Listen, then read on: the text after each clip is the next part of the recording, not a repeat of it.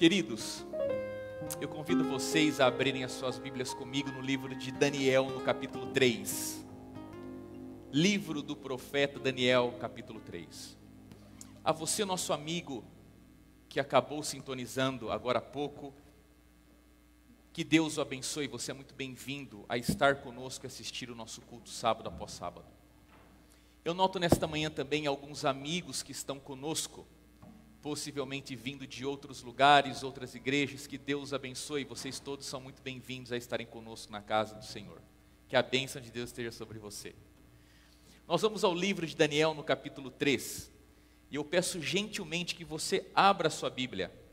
Não apenas escute a leitura do pastor, mas que você abra a sua Bíblia. Que você acompanhe comigo, Daniel capítulo 3, nós vamos ler 4 versos, do verso 14 até o verso 18. Eu peço muito a sua atenção. Diz assim a palavra do Senhor. Falou Nabucodonosor e lhe disse: é verdade, ó Sadraque, Mesaque e Abidnego, que vós não servis a meus deuses, nem adorais a imagem de ouro que levantei? Agora, pois, estai dispostos, e quando ouvirdes o som da trombeta, do pífaro, da cítara, da harpa, do saltério, da gaita de foles, prostrai-vos e adorai a imagem que fiz. Porém, se não adorardes, sereis no mesmo instante lançados na fornalha de fogo ardente. E quem é o Deus que vos poderá livrar das minhas mãos? Verso 16. Responderam Sadraque, Mesaque e Abidnego ao rei: ó Nabucodonosor, quanto a isto não necessitamos de te responder. Se o nosso Deus a quem servimos quer livrar-nos, ele nos livrará da fornalha de fogo ardente das tuas mãos, ó rei. Se não, fica sabendo, ó rei, que não serviremos a teus deuses, nem adoraremos a imagem de ouro que levantaste. Queridos, se você não conhece o contexto dessa história e desses versos, eu quero estimular você ao chegar na sua casa, você ler o capítulo 3 de Daniel, para que você possa se situar do que está acontecendo aqui. Recentemente eu ouvi uma ilustração. Essa história dizia que um homem, um pai de família, visitou uma loja de antiguidades, e ali ele comprou uma estátua de Cristo Jesus. Levou essa estátua para sua casa, olhou a sua sala de estar e percebeu que ali seria um bom lugar para colocar aquela bela estátua de Jesus Cristo, e deixou ali num canto, onde todos pudessem ver. Quando a sua esposa chegou em casa e notou a estátua ali, ela pensou que aquela estátua caberia melhor lá no basement da casa. Então ela pegou a estátua, desceu pelas escadas, deu uma leve arrumada no basement e colocou a estátua ali. O esposo, na parte da tarde, ao descer para o basement, notou a estátua ali e decidiu que ali ela não seria ou não estaria no lugar mais apropriado, e decidiu pegar a estátua e agora levar para a sala de jantar. E foi lá no horário do jantar que o filho de 5 anos olhou para os pais e fez a seguinte pergunta: vocês podem decidir o que farão com Deus? Vocês podem decidir o que farão com Deus? E nesta manhã, queridos, a minha pergunta para você é: o que vamos fazer com Deus? O que vamos fazer com Deus? Ouça essas palavras atentamente. Ela é de um pastor norte-americano chamado John MacArthur. Diz assim: existem muitas pessoas no mundo que não sabem o que fazer com Deus. O que vamos fazer com Deus, por sinal, é a questão real da vida do ser humano. A Bíblia, a história humana, apresenta uma série de relatos do conflito entre aqueles que dão um legítimo lugar para Deus e aqueles que negam isso. Escute bem. O homem, o ser humano, é incuravelmente religioso. O homem é um ser incuravelmente religioso. O homem é uma criatura incuravelmente religiosa. E ele inevitavelmente se prostra diante de algum relicário ou diante de algum santo. Ele pode adorar quer o Deus verdadeiro ou algum substituto falso. mas o homem sempre e por todos os seus dias será incuravelmente religioso. Romanos capítulo 1 diz claramente que o homem, o ser humano, é incuravelmente religioso. Se ele der as costas para o Deus verdadeiro, ou ele adorará um animal, um outro ser humano, ou a ele mesmo. Qualquer que seja o Deus que o homem crie, ele inclusive acaba se tornando de alguma forma parecido com esse Deus que ele crie para si. Ou seja, quando o ser humano, inevitavelmente adorador de algo ou de alguma coisa, quando ele decide criar um Deus para si, ele acaba se tornando como esse Deus. E geralmente, queridos, quando nós criamos deuses para nós mesmos, o pano de fundo para isso é porque de alguma forma nós pretendemos acomodar a isso a nossa pecaminosidade. Quando isolamos e tiramos Deus, o Deus verdadeiro da nossa vida, e criamos um outro Deus para nós, muitas vezes é uma tentativa de acomodarmos o nosso pecado nesse Deus. Porque você sabe que o grande desafio de adorar o Deus verdadeiro é ter que enfrentar a realidade da sua insuficiência e pecaminosidade. Deus revela e expõe aquilo que nós somos, e geralmente na parte pior daquilo que é composto a nossa vida. O ponto é, se você rejeita ou nega isso, você inventa um Deus que é em grande medida parecido com você, e assim se torna muito fácil de viver e lidar com esse tipo de Deus, o qual aceita e tolera todos os seus pecados. Veja só que interessante, um exemplo, Baal. Muitos de nós já ouvimos através do relato bíblico sobre o Deus Baal. Na verdade, Baal não é um Deus em si, na verdade Baal é uma palavra que dá nome a um Deus, Senhor. Ou seja, nós temos vários Baals, vários senhores, vários deuses. Escute o que eu vou ler para você. A história mostra que Baal, ou os Baais, eles carregam a pecaminosidade do homem no caráter, como característica deles. Os cananitas e outros povos ao redor do povo de Israel, por exemplo, eles criaram alguns deuses, alguns Baals para si. E eles acreditavam que especificamente o Deus Baal era a força por detrás do poder sexual do homem e da mulher. Baal era o poder por detrás da parte sexual da natureza humana. Dessa forma, qualquer ato sexual se tornava uma performance do poder de Baal. Todo relacionamento sexual dos adoradores de Baal se tornavam atos sagrados, pois isso se tornava demonstrações dessa grande força de Baal.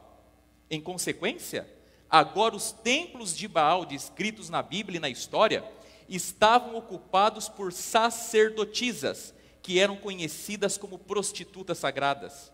Oséias 4, verso 14, usa a raiz da palavra santo para referir a essas mulheres, porque elas, como prostitutas sagradas, adoravam a Baal.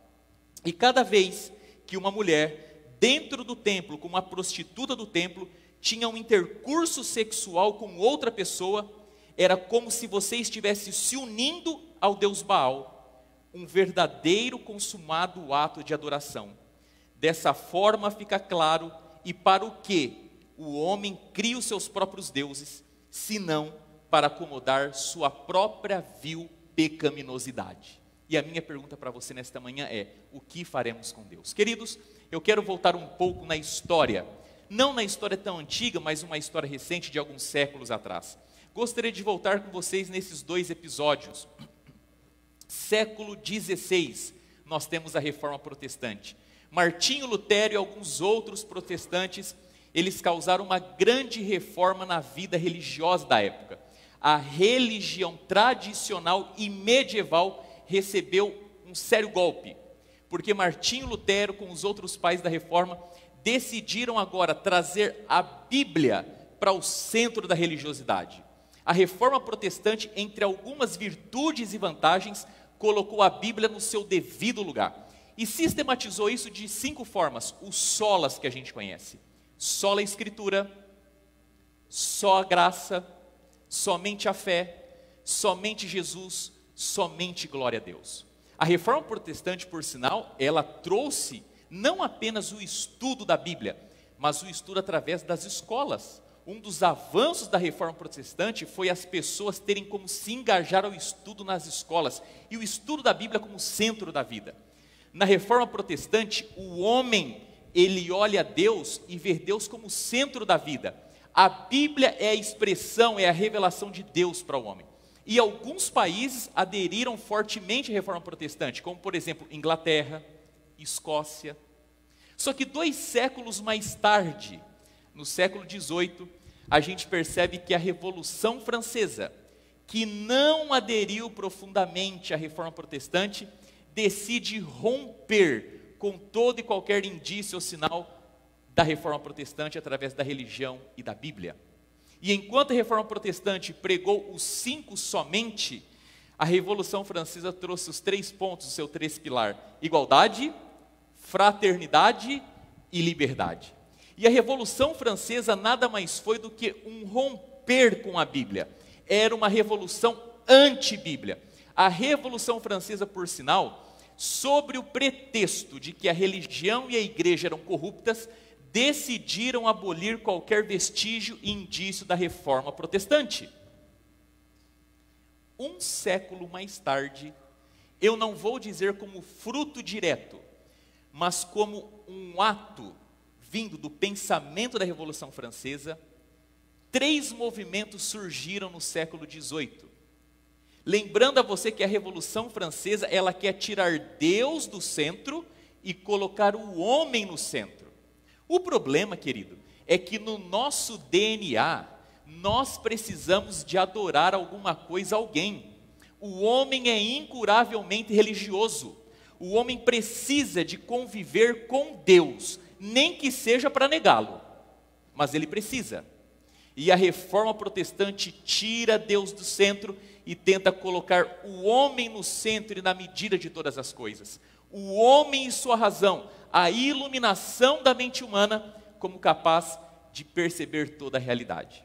E no século, então, XIX, com ligações através desse pensamento do homem como centro de todas as coisas, nós chegamos a 3 movimentos dito sociais ou da nossa sociedade. Você tem Karl Marx pregando o socialismo, você tem as irmãs Fox pregando o espiritualismo, e você tem Charles Darwin pregando o evolucionismo. Na verdade, queridos, todos esses 3 pregavam de alguma forma o evolucionismo. O Karl Marx pregava o evolucionismo social. As irmãs Fox pregavam a evolução espiritual. E o Charles Darwin pregava a evolução biológica, a evolução das espécies.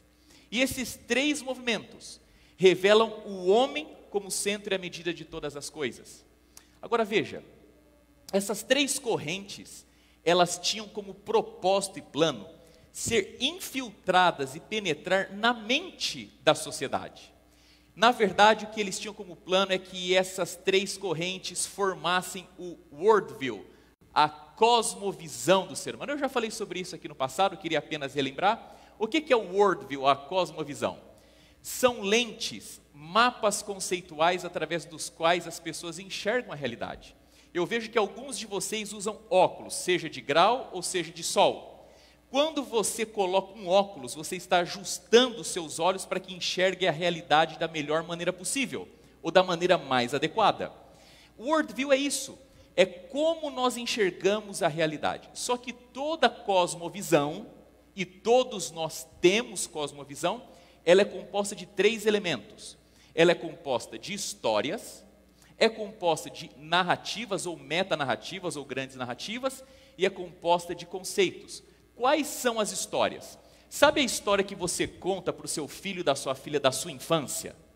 Alguns de nós contamos assim: olha, o pai e a mãe, quando era pequeno, quando era criança, nós éramos pobres, mas nós trabalhamos duro na vida para conseguirmos o que a gente tem hoje. Quando você conta essa história, o que vai ficando na cabeça da criança? Que trabalhar é um bom caminho para se conseguir as coisas. Então, as histórias que nós passamos para os nossos filhos vão moldando a maneira como eles veem a vida. O que são as grandes narrativas ou metanarrativas? São histórias que tentam abarcar toda a realidade da vida. Por exemplo, a Bíblia é uma grande narrativa. A Bíblia conta de onde a gente veio, onde nós estamos, para onde nós vamos. A Bíblia conta a história do que existia antes de existirmos, conta a história daquilo que virá depois que nós formos para outra terra e para a eternidade, e por fim os conceitos, que acabam cooperando com o nosso entendimento das narrativas. Se você não entendeu isso, não há problema, isso a gente pode voltar em outro momento. Mas, o ponto é, uma cosmovisão, ela é bem amarrada, bem estruturada, por aquilo que a gente chama de princípios macro-hermenêuticos. O que significa a palavra hermenêutica? Hermenêutica significa a filosofia da interpretação das coisas. Essa palavra ela está associada a um deus grego chamado Hermes. O deus grego chamado Hermes era aquele responsável por interpretar as coisas que a mente humana não conseguia compreender. Ele era o deus da interpretação, ou seja, nós para vermos a realidade e entendermos a realidade, nós dependemos de 3 pontos. Nossa compreensão sobre Deus. Por exemplo, Deus existe? Essa pergunta, ou melhor, a resposta a essa pergunta vai definir como você percebe a realidade. O cosmos, como tudo passou a existir? A resposta a essa pergunta vai definir como você enxerga a realidade. E quem é o ser humano? Isso também vai te ajudar a entender a realidade. Traduzindo de forma bem simples, quantos aqui têm um smartphone, um iOS ou um Android? Levanta a mão para eu ver. Quase que todos nós aqui. O que é o worldview? Vamos tentar traduzir da seguinte forma. Nós temos no nosso smartphone vários aplicativos rodando, não temos? Nós temos o do mapa, o da nossa conta bancária, nós temos aquele que a gente usa para se comunicar, temos da rede social, temos de receita, temos vários aplicativos. O nosso cérebro é o sistema operacional, é o iOS, é o Android.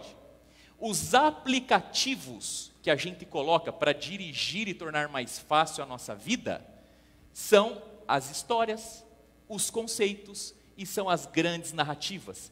Isso são mapas que nos guiam.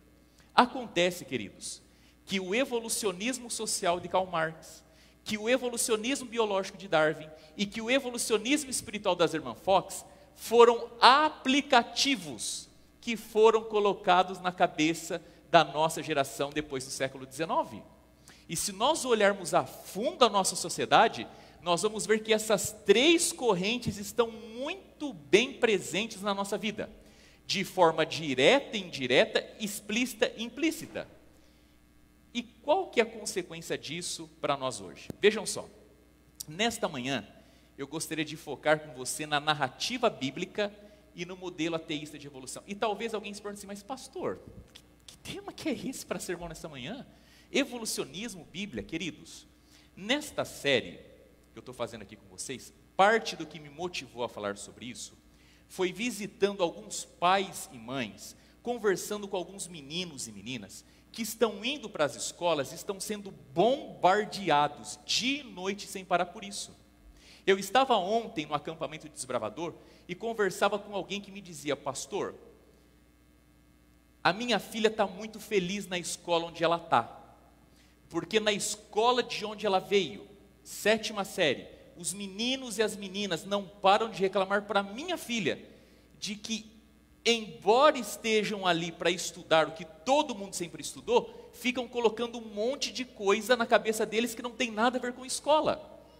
E você sabe, querido, que o assunto do evolucionismo, ele dá base para muita coisa do que a sociedade acredita e como a sociedade age. Então, se para você o assunto não é de forma direta, talvez seja para o seu filho, para a sua filha, ou quem sabe, amanhã em alguma situação, isso pode bater na porta da sua vida. E nesta manhã eu gostaria de apresentar para vocês algumas situações entre a narrativa bíblica e o modelo ateísta de evolução. 2 coisas que eu preciso te dizer antes de continuar. Tanto a teoria evolucionista, quanto a teoria criacionista, ambos, como eu já lhe disse, são o quê? Teorias. Ou seja, nós não conseguimos provar uma e também não conseguimos provar outra. Por isso são teorias. Se nós conseguíssemos provar, não seria teoria, seria lei. Por exemplo, a gente não chama a teoria da gravidade de Newton. Nós não chamamos de teoria, nós chamamos do quê? De lei. Por que nós chamamos de lei? Porque a gente consegue provar, você consegue reproduzir o fenômeno e todas as vezes que você reproduz, o resultado é o mesmo. Nós conseguimos criar uma nova terra, um outro mundo, conseguimos produzir vida? Não. Ou seja, tanto a narrativa bíblica quanto o evolucionismo são teorias. Segundo ponto importante que eu preciso te dizer, embora se tente dizer que a teoria da criação ela não é científica, isso é mentira. Aliás, Ellen White diz claramente que a ciência e a religião, elas se complementam uma à outra, jogam luz uma à outra, ou seja, o criacionismo sim suporta e apoia a ideia científica, e ele pode sim ser entendido à luz da ciência, visto a imensidão de evidências que nós temos. E queria dizer uma outra coisa para você também. O evolucionismo necessariamente não é científico. Por que o evolucionismo necessariamente não é científico? Escute o que eu vou lhe dizer agora aqui. Você vai ver aqui comigo. Deixa eu fazer um parênteses aqui a você. Tudo que vem na sequência agora sobre Darwin, eu não tenho como te dar todas as fontes aqui. Mas tudo que eu vou falar sobre Darwin, eu retirei de um único artigo, escrito por um brasileiro chamado Flávio Prestes, aluno PhD da Andrews University, está voltando para o Brasil nesse final de ano.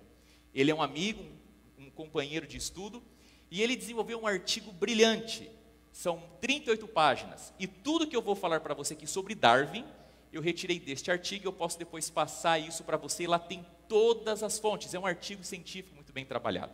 Nesse artigo ele diz assim, ó, embora todos tenham acesso à mesma evidência, as pressuposições implícitas na filosofia de uma pessoa determinam a perspectiva da qual ela vê os dados, levando a diferentes conclusões lógicas sobre qual explicação se encaixa melhor na evidência. Resumindo, quando eu pego essa caneta, é o mesmo objeto, só que se eu tenho um pressuposto, ou uma ideia filosófica ou teológica a priori, ou seja, se lá no fundo do meu cérebro eu já tenho uma estrutura, um worldview cristão, quando eu olho para essa caneta como uma evidência da criação, eu coloco essa evidência do lado do criacionismo. Se eu sou um evolucionista, se lá no pano de fundo da minha mente eu já tenho pressupostos evolucionistas, quando eu olho essa mesma caneta, eu levo ela para o lado evolucionista, ou seja, muito daquilo que é dito como evolução, evolucionismo, nada mais é do que o indivíduo pegando a evidência e arrastando ela para o lado que ele previamente já decidiu. Você me entende? E isso, de certa forma, não é muito legítimo. Nós deveríamos olhar as coisas e sermos claros e honestos sobre o nosso pressuposto. Agora, queridos, o que me surpreende é que quando a gente fala de teoria de criação e evolução, muitas vezes nós não nos apercebemos que ambos os modelos, eles têm coisas que são compatíveis, parcialmente compatíveis e algumas outras não compatíveis. Por exemplo, quando nós pensamos sobre compatibilidade, tanto o evolucionismo quanto o criacionismo pensam exatamente da mesma forma sobre a idade do universo. Não estou falando sobre a idade da Terra, mas sobre a idade do universo. Ambos acreditam que o universo ele vem de milhares e milhares de anos. O criacionismo diz, o universo ele é eterno, ele sempre existiu, ou seja, ele tem bilhões de anos, porque Deus é o criador de todas as coisas. E assim pensa o evolucionismo, quando a gente olha o universo, se percebe, se nota que o universo é alguma coisa muito aquém da nossa datação. Existe um outro ponto que é um ponto parcialmente compatível, que é o problema do mal. A narrativa bíblica vê o problema do mal como uma anomalia temporária. O mal desafia a soberania de Deus e ele causou mudanças estruturais no homem e na natureza. Mas o cristão tem a esperança de que esses problemas serão eliminados através do plano da redenção. Então a narrativa bíblica vê o mal, ela sabe que existe o mal e não nega o mal. Já o modelo ateísta de evolução vê o mal como uma ação típica na luta pela sobrevivência. Provavelmente continuará indefinidamente, e isso é considerado uma parte normal da realidade. Quer ver só como o mal, na perspectiva evolucionista, ele é uma coisa natural? Pense comigo na palavra evolução. O que você pensa como evolução? Alguma coisa que vai para onde? Para frente, que melhora, não é? Você já ouviu em algum lugar um boletim médico assim, ó?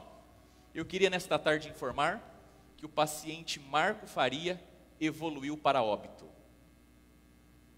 Sim. Evolução necessariamente não é um caminhar para frente para melhora. Dentro da perspectiva evolucionista, o mal é alguma coisa que está ligada à nossa existência, faz parte da nossa vida, e é justamente, por exemplo, a evolução do paciente para óbito, ou aquilo que a gente diz, a capacidade do indivíduo se adaptar e sobreviver aos outros, que perpetua a nossa vida. Um outro ponto, querido, sobre Deus. E aí as duas narrativas pensam de forma totalmente incompatíveis uma com a outra. Porque na narrativa bíblica, Deus é explícita, a Bíblia é explícita acerca de um grande agente divino e de sua identidade no processo que trouxe tudo à existência. O que isso quer dizer? De acordo com a Bíblia, por que nós existimos? Porque Deus criou todas as coisas. Não tem como desassociar criação com Deus, é uma coisa só, Deus é o Criador. Mas já no modelo ateísta de evolução, tudo passou a existir por meios o quê? Naturais. E eu tenho uma pergunta aqui a te fazer. A nossa sociedade ocidental, Europa, América, ela foi fundada a partir de 3 pilares: filosofia grega, direito romano e moral judaico-cristã. Ou seja, nós habitamos em um lado do mundo, onde esse lado do mundo foi fundado e construído a partir da filosofia grega, direito romano e moral judaico-cristã. Minha pergunta para você é: como uma sociedade que foi fundada sobre as morais, os preceitos morais judaicos cristãos, que acreditam em Deus, como que nós conseguimos alicerçar os nossos valores supremos em Deus, construímos a nossa sociedade e hoje a nossa sociedade majoritariamente evolucionista? O que aconteceu? Qual que foi a mudança? Construímos uma civilização fundada nos valores morais em Deus, mas hoje somos evolucionistas. Isso tem que ver, obviamente, com esse indivíduo, com Charles Darwin. Ele foi o grande precursor dessa mudança.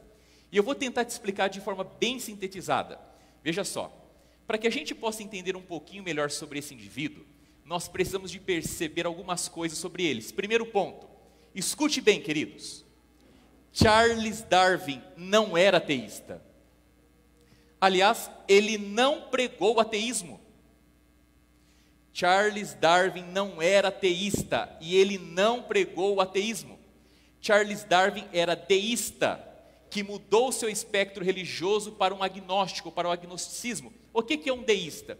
Um deísta é alguém que acredita em Deus e pensa que pode chegar a conclusões racionais sobre Deus, mas desconsidera a religião e os ritos religiosos.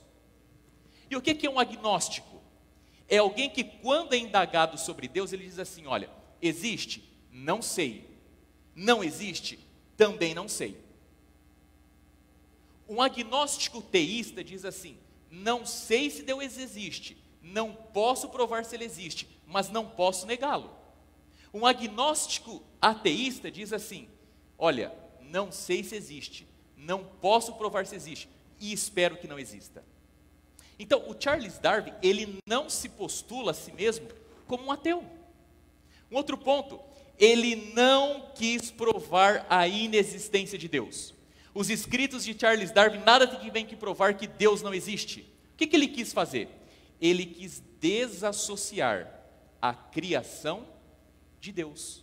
Ele quis mostrar que Deus não é uma causa necessária para a criação e para todas as coisas que existem. Deus muito bem pode existir, mas necessariamente não precisa de ser Ele o criador e o mantenedor de todas as coisas.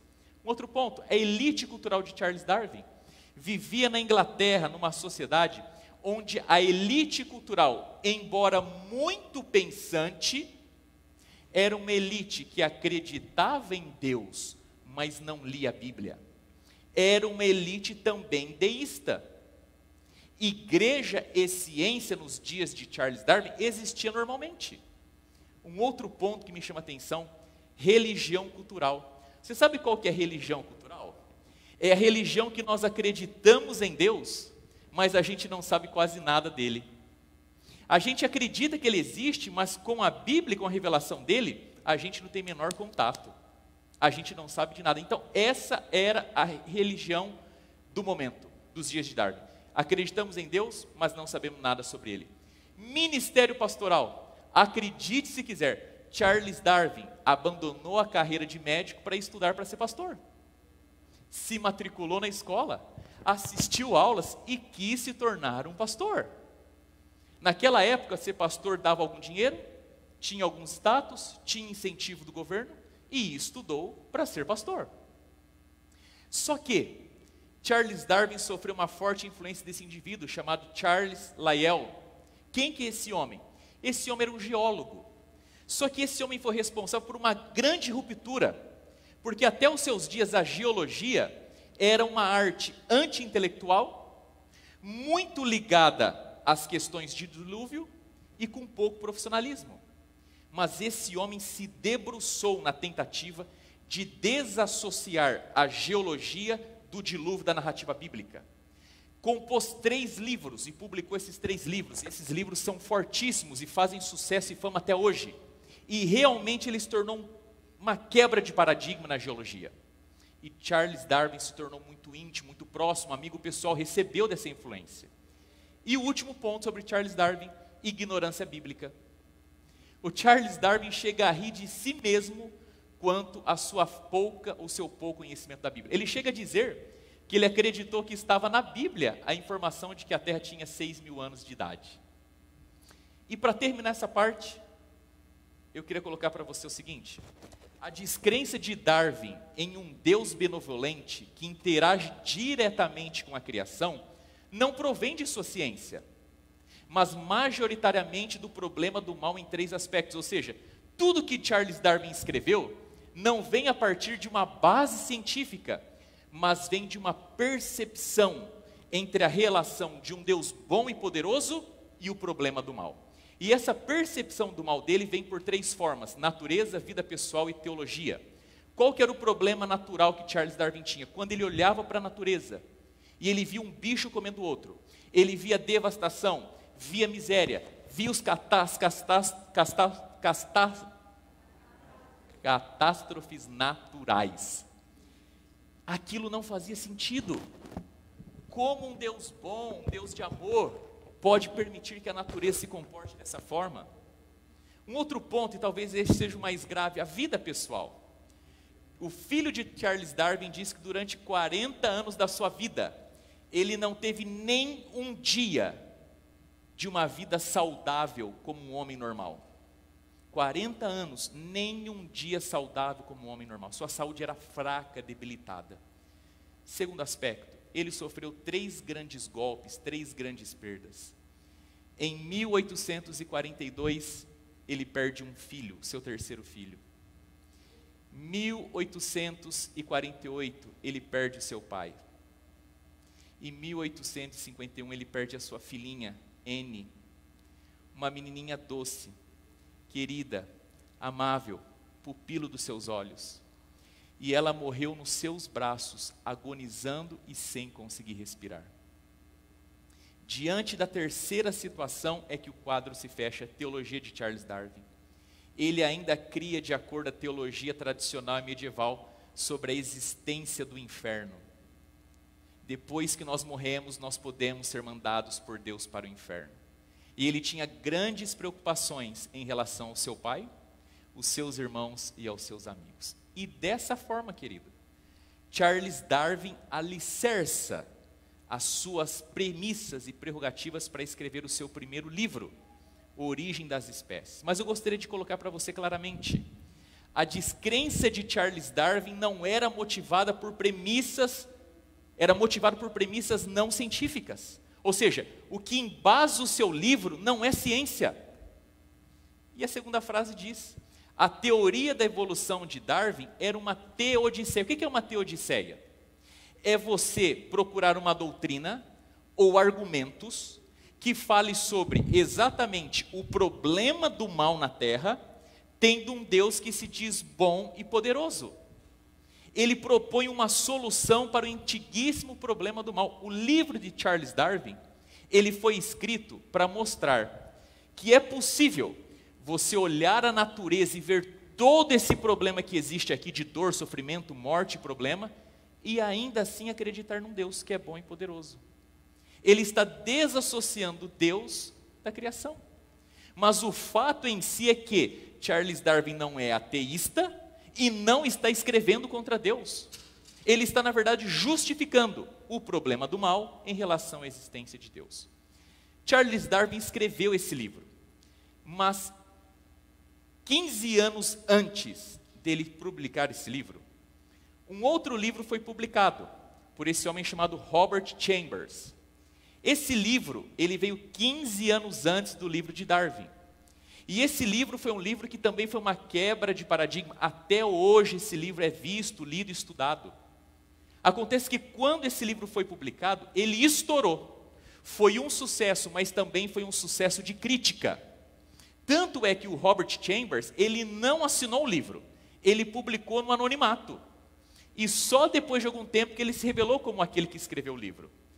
Charles Darwin, sabendo do sucesso do livro e ao mesmo tempo sabendo das críticas do livro, decidiu não lançar o seu. Mas quer saber quando esse livro foi lançado? Esse livro, querido, foi lançado em 1844. Quer que eu seja mais preciso?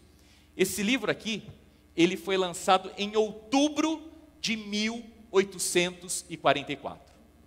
O detalhe, não sei se vai dar para você ver, é que o Charles Darwin, em outubro de 1844, ele já tinha o full draft, ele já tinha todo o seu livro já pronto e preparado. Está aqui, ó, Essay of 1844.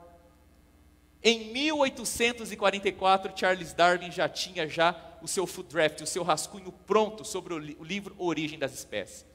Mas vendo que o outro livro foi um sucesso e sofreu várias críticas, ele esperou, trabalhou mais algum tempo e 15 anos depois, 1859, ele publica o seu livro.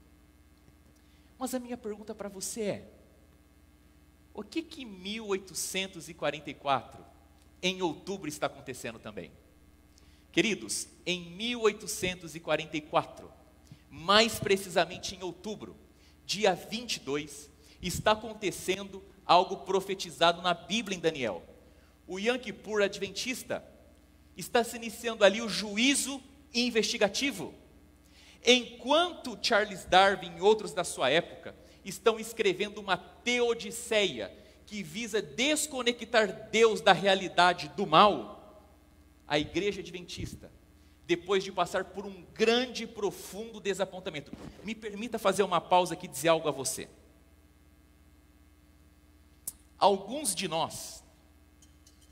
Talvez alguns de nós conhecemos um pouquinho mais as camadas da nossa igreja, um pouquinho mais profundo. Alguns de nós talvez conhecemos algumas situações administrativas, ou alguns administradores, ou que tivemos alguma experiência pessoal negativa com a igreja. Nos damos o direito de criticar abertamente ou por detrás das cortinas da igreja. Irmãos, o que tem mais surgido por aí é teoria conspiratória sobre tudo e sobre todos, inclusive sobre a igreja. Sabe qual que é a minha pergunta? Qual que é a relevância do Marco Faria para o adventismo? Nenhuma. Nunca publiquei um livro. Nunca trouxe alguma coisa que mudasse o panorama dessa igreja. Honestamente, até eu chegar aqui, vocês nem sabiam quem eu era. Não sou nada. E eu fico me perguntando para aqueles que criticam a igreja, o que eles fizeram pelo adventismo? Além das críticas, claro, nada. Se um dia morrer, não serão lembrados por nada e por ninguém dessa igreja. Em contrapartida, os nossos pioneiros estudavam a Bíblia noites inteiras, trabalhavam no campo. Alguns que viveram desapontamento venderam tudo que tinha, acreditando na mensagem. E mesmo depois do grande desapontamento, e veja, o desapontamento não foi com a igreja, foi com quem, queridos? Sejamos honestos, foi com Deus. Como que a gente passa o tempo inteiro estudando a Bíblia, e a gente chega claramente num dia, numa data, e nada acontece? Por que que Deus não impediu essa vergonha, esse desapontamento? Mas olha, eles continuaram, e nós chegamos aqui. Já pensou se essa gente toda pula fora do barco? Desanima da coisa toda?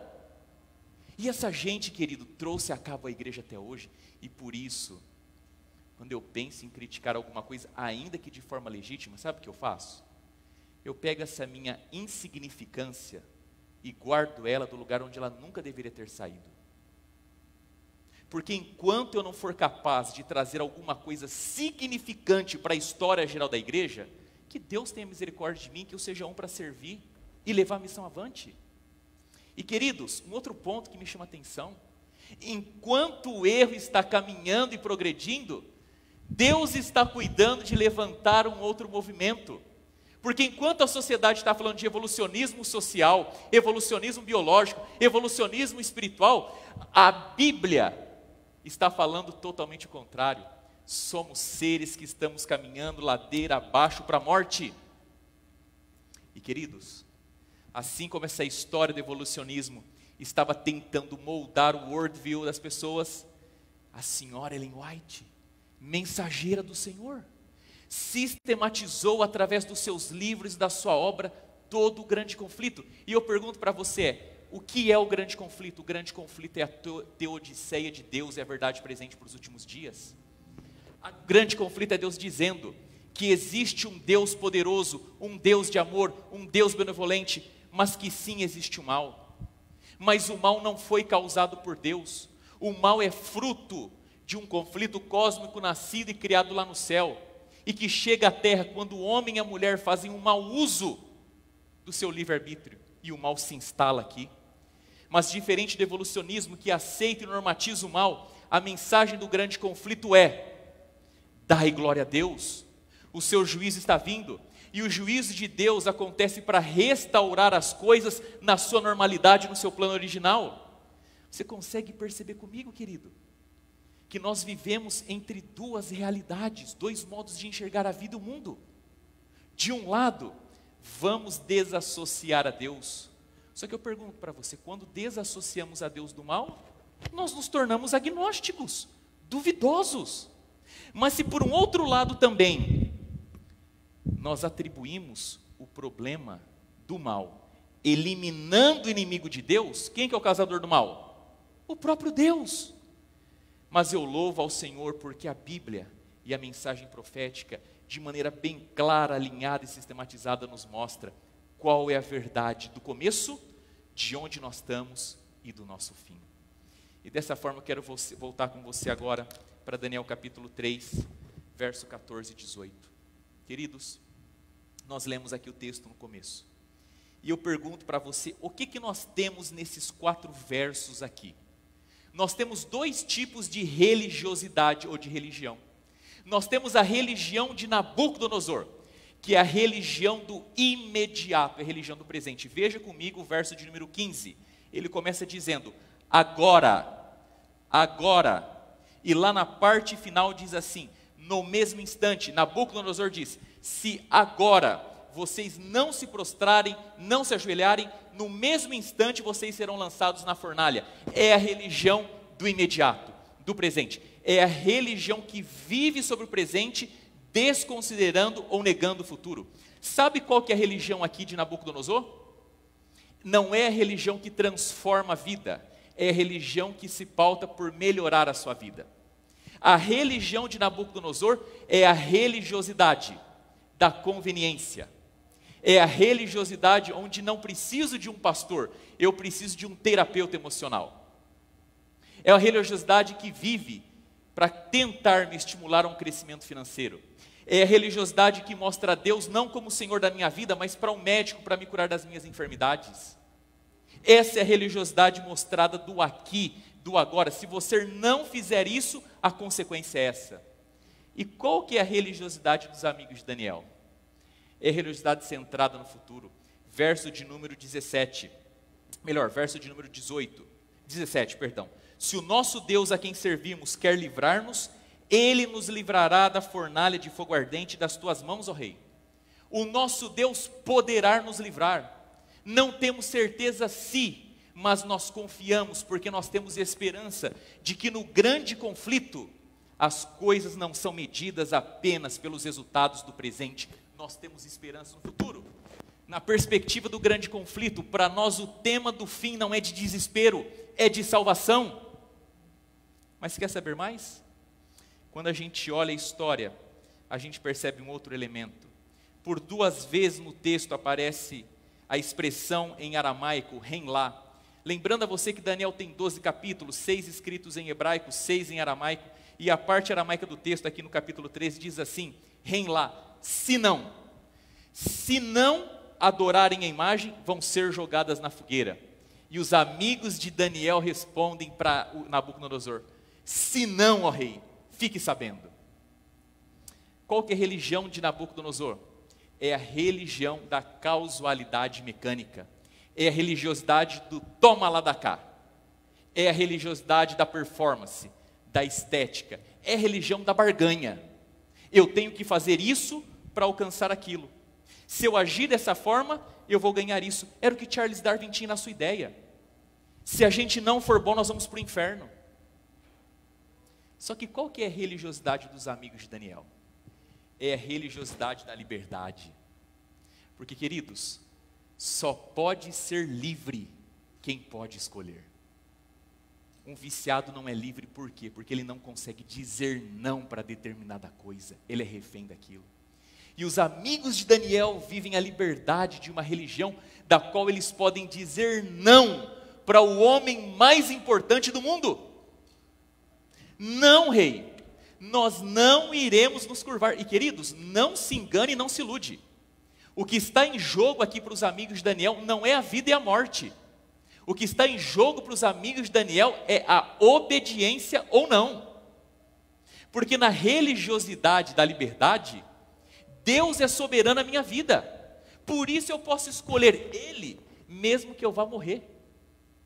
E sabe o que eu noto aqui? Nabucodonosor, quando se distancia da cena, ele percebe claramente que os amigos de Daniel colocaram uma linha bem clara, dizendo assim: rei, todos os que são de Babilônia estão em Babilônia, mas nem todos os que estão em Babilônia são de Babilônia. Essa é uma linda história, querido menino, querida menina, jovem, escuta o que eu vou lhe dizer. Essa é uma linda história que diz para você assim, ó: uma vez que você está na Babilônia, estude, trabalhe, cresça, vá atrás do progresso, se torne, se faça alguém influente. Mas veja só, você não precisa de forma nenhuma comprometer os teus valores, os teus princípios. Você não precisa de abrir mão de Deus por nada para alcançar isso. Os amigos de Daniel estão mostrando uma religiosidade que consegue viver em Babilônia, mas sem ser de Babilônia. Eu consigo prosperar, me educar, crescer, ter influência, mas sem negociar os meus princípios, os meus valores. A religiosidade dos amigos de Daniel, sabe o que ela diz? Que diante de perguntas diretas, jamais dê uma resposta evasiva. Rei, e olha o que os amigos de Daniel dizem aqui: nós vamos responder ao Senhor, quanto a isso, não precisamos de te responder. Você quer saber o que é o original aqui? Quanto a isso, nós não precisamos de nos defender. Aqueles que estão escorados nos valores, nos princípios, nas verdades e no próprio Deus, eles não precisam se defender de nada. A verdade, do jeito que ela é a maior defesa e proteção de suas vidas. Queridos irmãos, finalmente, aqui existe mais uma ideia de duas religiosidades. Uma religiosidade que é focada e centrada no ser humano. Aquela estátua, você sabe que Daniel capítulo 2 mostrou que Nabucodonosor só tinha direito à cabeça. O que Nabucodonosor constrói na estátua em Daniel 3? O corpo inteiro representando quem? Ele e o seu império. O que Nabucodonosor queria não era um respeito ao seu reino, mas era adoração a si mesmo, religiosidade, tendo o homem como centro de todas as coisas. Queridos, olhe para mim e escute bem. Grande parte dos sermões que nós temos hoje, eu estou dizendo do mundo como um todo, nada mais do que uma tentativa de dar um pirulito doce para o seu ego. Grande parte dos sermões que nós temos hoje são doses cavalares de pura emoção, sentimentalismo, um equivocado uso da palavra de Deus para fazer você sentir a coisa mais linda que Jesus tem. Pergunto para você, se você fosse tão lindo, se você fosse tão bonito, se Deus tem que te aceitar do jeito que você é, igualzinho você é, por que Ele teve que morrer na cruz daquela forma? A cruz revela o amor de Deus, mas revela a desgraça da nossa condição. E eu não entendo, em face da miséria humana, como nós queremos, ainda através da Bíblia, trazer para nós mesmos a condição de sermos as coisas mais lindas de Jesus. Eu não estou dizendo que Deus não te ama e não quer te salvar. Eu estou dizendo o seguinte, querido, que a religião centrada no homem, sabe qual é? Venha como você está, eu te amo do jeito que você é, eu te abençoo no lugar que você está, e ponto final. Não tem mais nada. Enquanto o Evangelho é o poder de Deus para transformar a vida, muito do que a gente tem por aí é as pessoas sendo convencidas a permanecer do jeito que estão. Essa é a religião de Nabucodonosor. Lembrando que Nabucodonosor, ele incorpora em si a Babilônia. Ele é a cosmovisão, o worldview de Babilônia. Só que tem a religiosidade dos amigos de Daniel. Religiosidade dos amigos de Daniel é aquela que a revelação vem de cima. A religiosidade dos amigos de Daniel é a religiosidade, querido, daqueles que eles vão cimentar a sua vida sobre a palavra de Deus. Ainda que caiam os céus, eles não se movimentam e não se movem. Porque a religiosidade dos amigos de Daniel foi aquela que a insignificância do ser humano saiu e deu espaço para o Senhor como Deus de tudo e de todos. E para quem vive de religiosidade verdadeira, ele sabe que Deus ou pode livrá-lo da morte, ou Deus pode livrá-lo através da morte. Eu vou repetir para você. Aqueles que confiam em Deus e vivem de religiosidade verdadeira, eles sabem que Deus pode livrá-los da morte, ou Deus pode livrá-los através da morte. Porque quando um filho de Deus morre, Deus não perde um filho. Paulo já dizia em Filipenses capítulo 1, verso 21, para mim o viver é quem? E se eu tiver que morrer por Cristo? É lucro. Quantos dos nossos pais reformadores morreram na fogueira cantando e louvando a Deus? Porque o cristão não teme a nada. E escuta o que eu vou lhe dizer agora. O mais extraordinário de quem teme a Deus é que quem teme a Deus não tem medo de nada. Ao passo de quem não teme a Deus tem medo de tudo. Quem teme a Deus não tem medo de nada. Quem não teme a Deus tem medo de tudo. E na religião verdadeira, maior do que a minha vida é obedecer ao Deus que me criou. O Deus que criou todas as coisas. O Deus que tem o controle de tudo nas suas mãos. Queridos, a mensagem de Daniel capítulo 3 é clara para nós. É um convite a uma religião centrada no Senhor. É uma religião centrada na palavra do Senhor. É uma religião que não é utilitarista e nem combina os fins com os meios. É a religião da verdade, da obediência absoluta e restrita. A religião de Nabucodonosor é por aquilo que os meus olhos conseguem ver. Eu tenho uma estátua, uma imagem. A religião dos amigos de Daniel é aquela religião que, embora eu não possa ver a Deus, Ele é o absoluto da minha vida. E ainda que eu tenha que comprometer a minha própria existência, eu não nego a Deus as suas verdades por nada. E a minha pergunta para você nesta manhã é, querido, que tal nós pensarmos agora, o que vamos fazer com Deus? Aonde vamos colocar Deus na nossa vida? Henrique, sem querer dizer, obrigado. Aonde vamos colocar Deus na nossa vida? A minha pergunta para você é, aonde você vai colocar Deus na sua vida? Porque ou nós colocamos Deus no centro do nosso coração, e Deus se torna a realidade última, maior e final de todas as coisas, ou nós vamos colocar um falso Deus, um animal, um outro ser humano, ou a nós mesmos. E eu pergunto para você nesta manhã, querido, quem vai nesta manhã decidir colocar Deus no centro da sua vida e dizer, Senhor, que caiam os céus, mas eu quero que o Senhor seja o centro da minha existência. A senhora Ellen White, no livro Profetas e Reis, na página 262, ela diz assim, como nos dias de Sadraque, Mesaque e Abidnego, no período final da história da terra, o Senhor operará poderosamente em favor dos que ficarem firmes pelo direito. Aquele que andou com os hebreus valorosos na fornalha ardente, estará com os seus seguidores, e confortará, e acalentará, qualquer que esteja no vale da sombra da morte. Sua constante presença confortará e sustentará, em meio de tempo de angústia, angústia como nunca houve desde outra nação.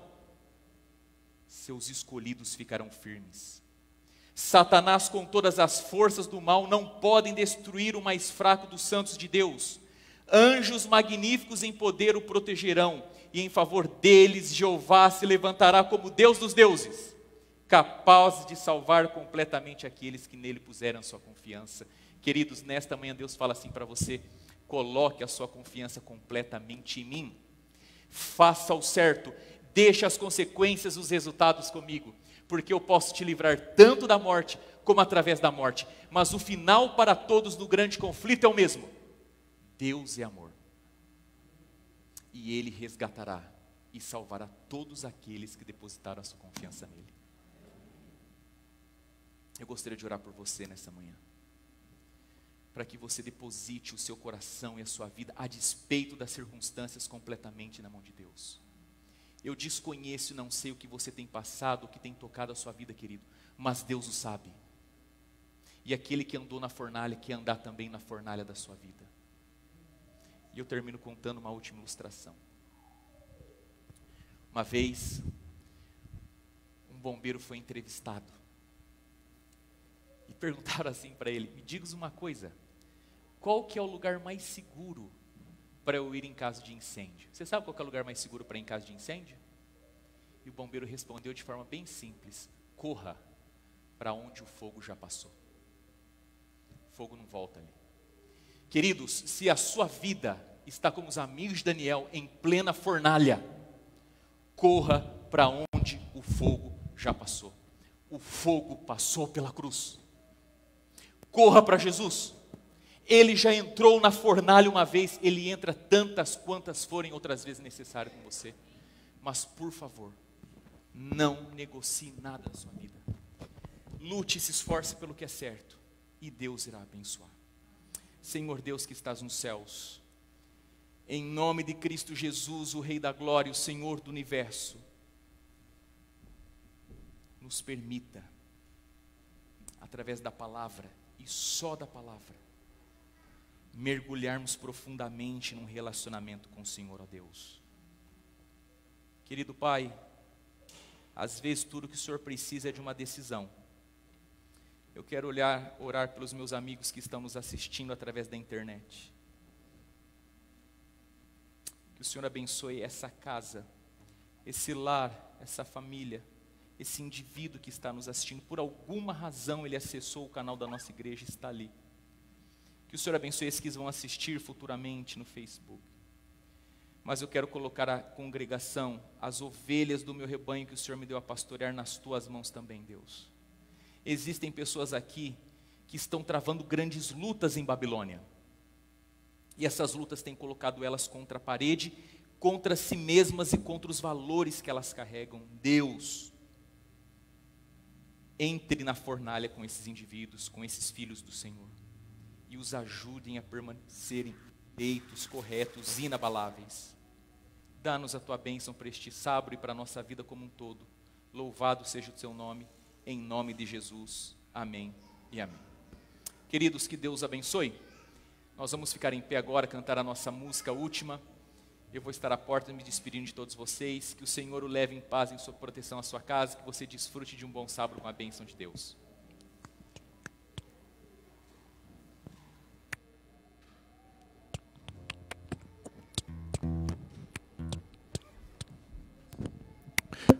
Vamos cantar o hino Minha Fé Segura Está.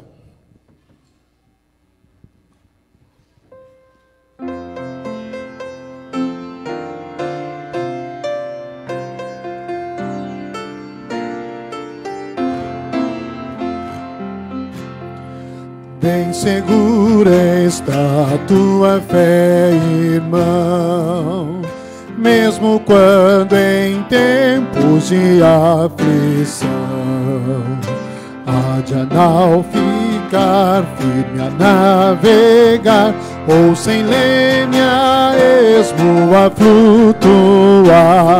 Se minha fé bem segura está, firme em Jesus continuará,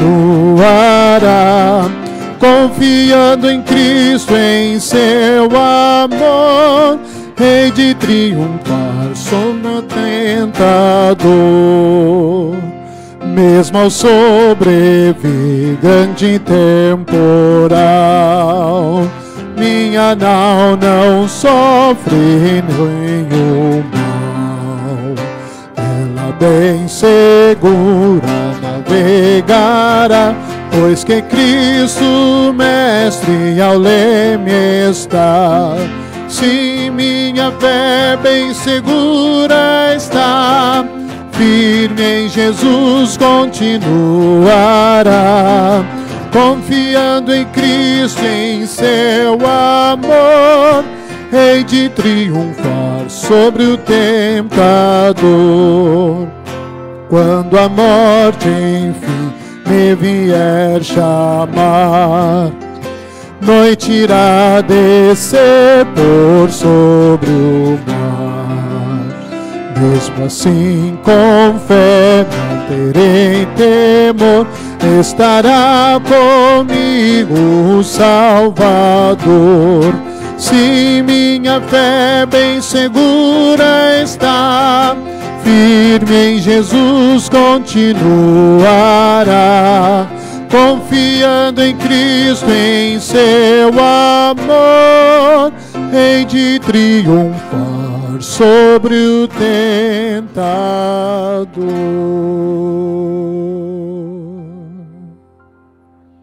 Em paz eu vou.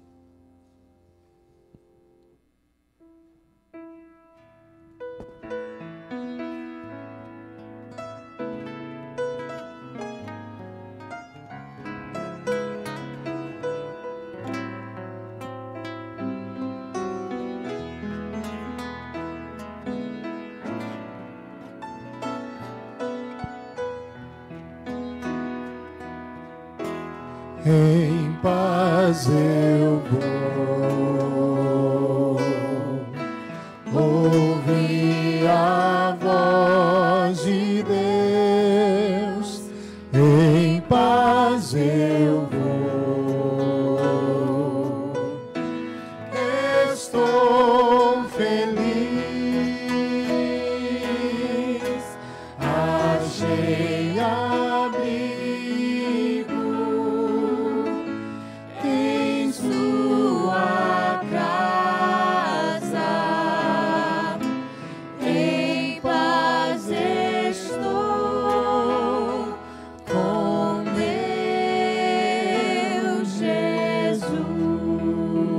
achei abrigo, achei